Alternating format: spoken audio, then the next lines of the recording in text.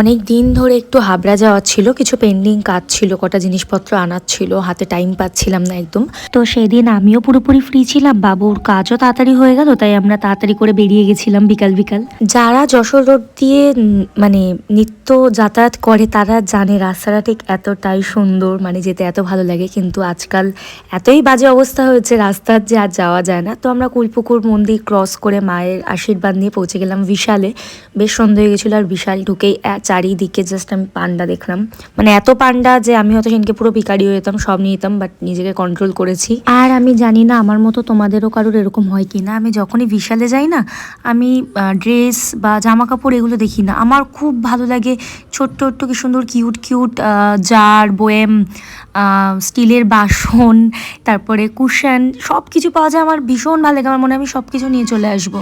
এসব দেখতে দেখতে কিছু দরকারি জিনিস ছিল, সেগুলো নিয়ে নিলাম। অনেক খুঁজে খুঁজে আমি বাকেট জোগাড় করেছিলাম, আমি এটাই করি, বাকেট খুঁজে পাই না, ওখানে গেলে জানি না কেন আমার সাথে এটা হয়। আর আমি কোথাও গিয়ে কোনো রকম অঘটন না ঘটিয়ে ভালোভাবে চলে আসবো এটা কখনো হতেই পারে না। ভাঙা ভালো বিস্কুট খুঁজতে গিয়ে সব ফেলে দিয়েছিলাম। এই পুতুলটাও ছেঁড়া ছিল বলে আমার নেওয়া হয়নি। হ্যালো, আছে তো, তাহলে যাচ্ছি। এটা হচ্ছে আমাদের মোমো দাদা, ঠিক আছে। আমি প্রায় সব জায়গায় গিয়ে বলি যাওয়ার সময় হাবড়া নামবো, হাবড়ায় শুট থাকতে পারি, মোমো খাবো। কোথায় খাই মোমো, কোথায় যে এত ফেভারিট আমাদের, যে বনগা থেকে চলে আসি হাবড়ায় মোমো খেতে, সেটা দিয়ে দেখাবো। ওই জন্য কল করে জিজ্ঞাসা করে নিয়েছি, কারণ খুব তাড়াতাড়ি বিক্রি হয়ে যায়, এই জন্য আসতে করে। সিরিয়াসলি বিশালে এতগুলো কাউন্টার থাকার পরও কেন প্রত্যেকটা দিন এত লাইন পর এত ভিড় হয় জানি না, নাকি আমাদের সাথে এই এক্সপিরিয়েন্সটা হয়।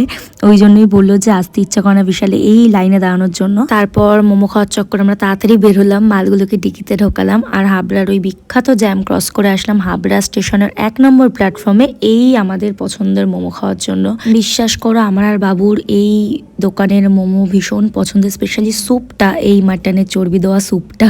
যদিও মোমোর টেস্ট একটু একটু এখন পাল্টে গেছে, আগের মতো লাগে না, তবু ভালো লাগে খুবই। এটা হাবড়ার 1 নম্বর প্ল্যাটফর্ম। তারপর হাবড়া স্টেশনের ব্রিজের নিচ থেকে কিছু গজা ভাজা আমরা খুব পছন্দ করি, এগুলো নিয়ে যশোর রোড ধরে আবার কুলপুকুরে মাকে প্রণাম করে উল্টো দিকে নিজের ওই ছবিটা, কার না ভালো লাগে নিজের ছবি দেখতে দেখতে চলে আসলাম। ফেরার সময় একটু দিদি বাড়ি গেছিলাম এই দুই ভাগ্নির সাথে দেখা করতে, আর তারপর বাড়ি এসে দেখি মা এই বেলুনটা মেলা থেকে এনেছে।